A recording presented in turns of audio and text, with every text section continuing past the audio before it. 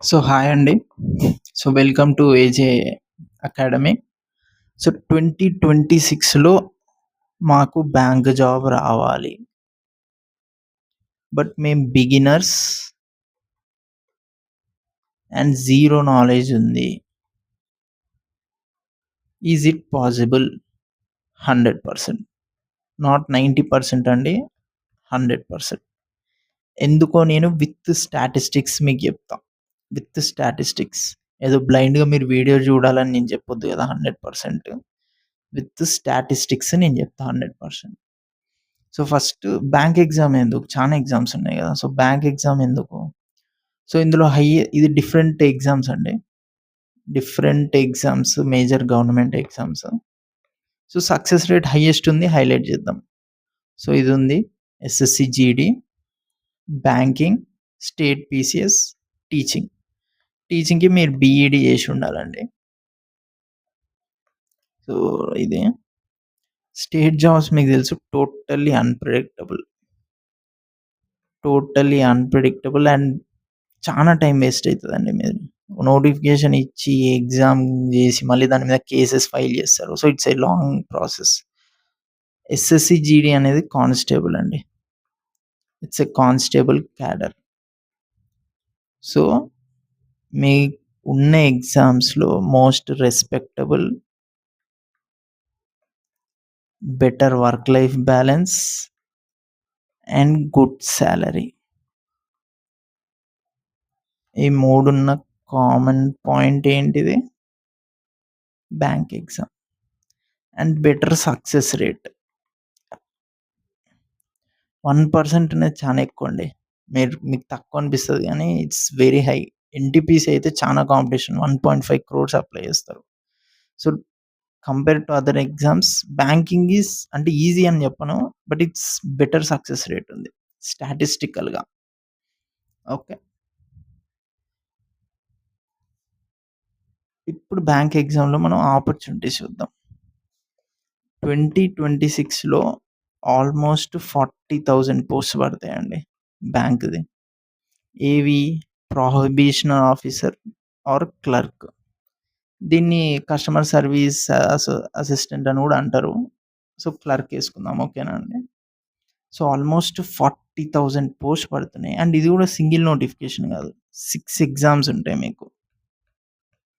6 exams అంటే ఏంటిది? 6 opportunities ఉంటాయి. అండ్ నెక్స్ట్ వచ్చేసి ఇది 7-9 మంత్స్ ప్రాసెస్ అండి. అంటే అన్ని ఎగ్జామ్స్ అయిపోతాయి.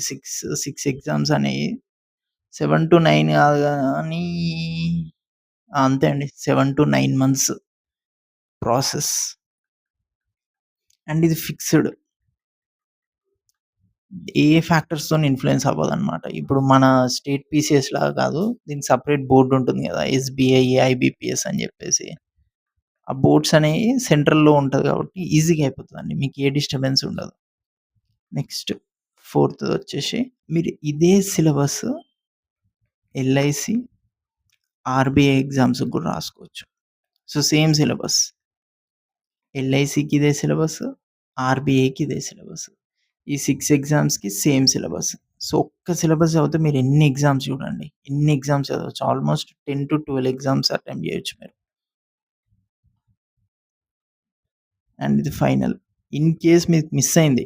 ఓకే. అవ్వదనుకోండి. ఓకే. అయ్యింది. అవ్వదు. ఎందుకంటే ఈ వీడియో చూస్తుర్రు కాబట్టి మీరు. ఓకే. అయిందనుకోండి. నెక్స్ట్ ఇయర్ మళ్ళీ చేయొచ్చు. ఎందుకు? ఎందుకంటే ఇది సేమ్ సైకిల్ ఉంటది. సెంట్రల్ గవర్నమెంట్ కాబట్టి ఏ ఎలక్షన్స్‌తోని దేనితోని ఇన్‌ఫ్లూయెన్స్ అవ్వదు. సేమ్ సైకిల్ ఫాలో అయిపోతది. ఈ సేమ్ సైకిల్ ఫాలో అయిపోయి మనకొచ్చేస్తాయన్నమాట. సో, ఎవ్రీ ఇయర్ ఫిక్స్‌డ్‌గా ఉంటది. మీరు ఒక్క ఇయర్ చదివితే చాలు. నెక్స్ట్ ఇయర్ నుండి ప్రాక్టీస్ చేసుకుంటూ ఉంటే ఏదో ఒక సైకిల్‌లో మీకొచ్చే ఛాన్స్ హై ఉంటది. సో, ఇప్పుడు మనకేంది? మనకి ఫాస్టెస్ట్ నోటిఫికేషన్ ఎప్పుడుంది? 100 డేస్‌కుంది. తర్వాత మిగిలిన వాటికి రీజనబుల్ టైమింగ్స్ ఉంది. ఆర్ఆర్‌బీకి అయితే ఆల్మోస్ట్ 223, 208 ఉంది. So, 3 months it is a reasonable time. నేను 3 మంత్స్ కోసం సెపరేట్ వీడియో చేస్తా. ఈ వీడియోలో మనం ఓన్లీ 2026లో క్రాక్ చేయనీకి ఏం చేయాలనేది ఫోకస్ చేద్దాము. 3 మంత్స్‌లో చేయొచ్చు. It's a reasonable time. పక్కా రీజనబులే. మీరనుకోవచ్చు ఇట్స్ వెరీ రీజనబుల్. నేను వీడియో చేస్తా. ఆ వీడియో చూడండి. అది కూడా ఏది 3 మంత్స్ దీనికుంది. ఎస్‌బీఐ క్లర్క్, ఎస్‌బీఐ పీఓకుంది. తర్వాత మీకు ఈ 4 ఎగ్జామ్స్ ఉన్నాయి గదా! So, it's practically possible. Practically possible. Okay. Okay. So, ఇప్పటివరకు నేనేం జెప్పినా, ఓన్లీ ఆపర్చునిటీ జెప్పిన. ఇప్పుడేం జెప్తా, ఇది సక్సెస్ అవ్వాలంటే మరి మీరేం జేయాలి? కొన్ని టాస్క్‌లున్నాయి. సో, ఈ టాస్క్‌లు మీరు జేయాలి. ఉత్తినే నాకు రావాలి అంటే రాదు గదా! ఎందుకంటే ఆల్రెడీ జేసినోళ్ళు, ఎక్స్‌పీరియన్సోళ్ళు మళ్ళా అటెంప్ట్ జేస్తారు వాళ్ళు. It will be a competition ఉంటది. సో, మీరు కొత్తగొచ్చిర్రు గాబట్టి కొంచెం మీరు you need to be hard and more sacrifices జేయాలి మీరు వాళ్ళకన్నా. ఇది చాలా మందికి కష్టం. నేను ముందే కానీ నేనిది ఫస్ట్ ఎందుకు రాసినా అంటే, ఇది సక్సెస్ అయితేనే మిగిలిన 4 మీరు జేయగలుగుతారు. ఇది సక్సెస్ అవుతేనే మిగిలిన 4 జేస్తారు. So, no reels. రీల్స్ వద్దన్నా అని షార్ట్స్ చూడకండి. No shorts. No short form content. ఎందుకంటే మీకు ఇన్‌స్టంట్ గ్రాటిఫికేషన్ రావొద్దు. మీ ప్రిపరేషన్ ఎఫెక్ట్ చేస్తది. You only need long term gratification. So, short form కంటెంట్‌ని మీరు అవాయిడ్ చేసేసేయాలి. పక్కా 100% ఇది ఫాలో అవ్వాలి. మీరు సీరియస్ అందుకే జాబ్ వచ్చినాక రీల్స్ స్క్రోల్ చేసుకోండి. బట్ 2026లో మీకు రావాలంటే 100% షార్ట్ ఫార్మ్ కంటెంట్ తీసేయండి. లాంగ్ ఫార్మ్ కంటెంట్ చూసుకోండి. మూవీస్ చూడండి. It's not a problem. అసలు మొబైల్ వాడకుంటే ఇంకా బెటర్ గానీ ఓకే. లాంగ్ ఫార్మ్ కంటెంట్ చూడండి. ఫార్వర్డ్ చేయకుండా. No forwarding. Consistency, motivation. Suppose ఒకతను ఉన్నాడనుకోండి. ఫస్ట్ డే ఏంది? ఆవేశం. 10 అవర్స్ చదువుతాడు. సెకండ్ డే 2 అవర్స్ పడిపోద్ది. ఎందుకంటే బర్న్‌ఔట్ అయితాడు obviously.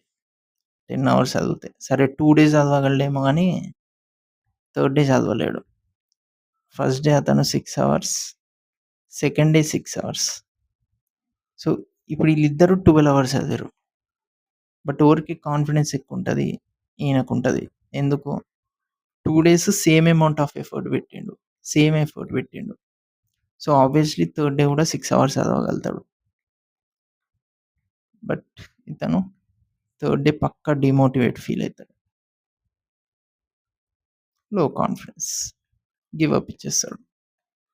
So, always choose this consistency over motivation. మీరు డైలీ 6 అవర్స్ చదివినా, 7 అవర్స్ చదివినా గానీ డైలీ చదవాలి. No Saturdays, no Sundays, no festivals. Daily చదవాలి. అప్పుడే వస్తది. డైలీ ఒక ఫిక్స్‌డ్ టైమ్ పెట్టుకొని, ఆ టైం చదవాలి. ఇప్పుడు నెక్స్ట్ అదే డిసిప్లిన్. 7 అవర్స్ అని చెప్పినా అని ఒకరోజు మార్నింగ్, ఒకరోజు నైట్ చదవకండి. డైలీ ఫిక్స్‌డ్ టైమ్ ఉండాలి. ఆ ఫిక్స్‌డ్ టైమ్‌లో మీరు రోబో మోడ్‌కెళ్ళిపోవాలి. రోబో మోడ్ అంటే ఏంటిది? అప్పుడు మీరు ఇగ no emotions. Serious mode.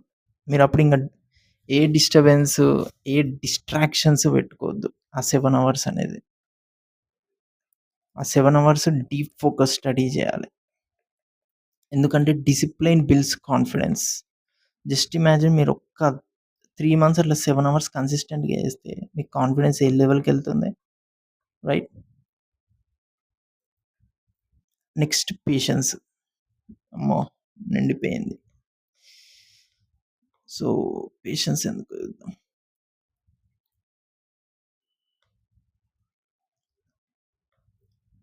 Preparation ఇప్పుడొచ్చేసి పేషెన్స్ అండి. సో, ఇది వెరీ, వెరీ, వెరీ ఇంపార్టెంట్. ఎందుకో ఇది ప్రాబ్లమ్ సాల్వింగ్‌కైనా ఆర్ ఫర్ యువర్ ప్రిపరేషన్. ఎందుకంటే మీరు ప్రిపరేషన్‌లో ఉన్నప్పుడు మీ ఫ్రెండ్స్ చాలా మంది జాబ్ చేస్తా ఉంటారండి. సో, మీకు పేషెన్స్ ఔట్ అయ్యే ఛాన్స్ ఉంటది. మీరు మార్క్స్ ఇస్తారు. మార్క్స్ ఇచ్చినప్పుడు స్కోర్ తక్కువొస్తది.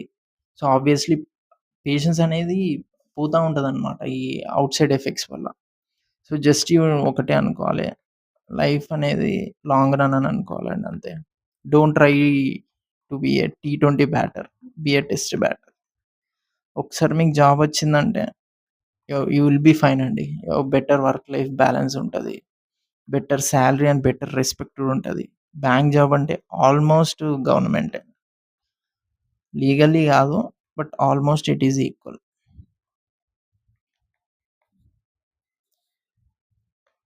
ఇప్పుడు ఇయన్నీ అవ్వాలంటే మీ హెల్త్ బాగుండాలి.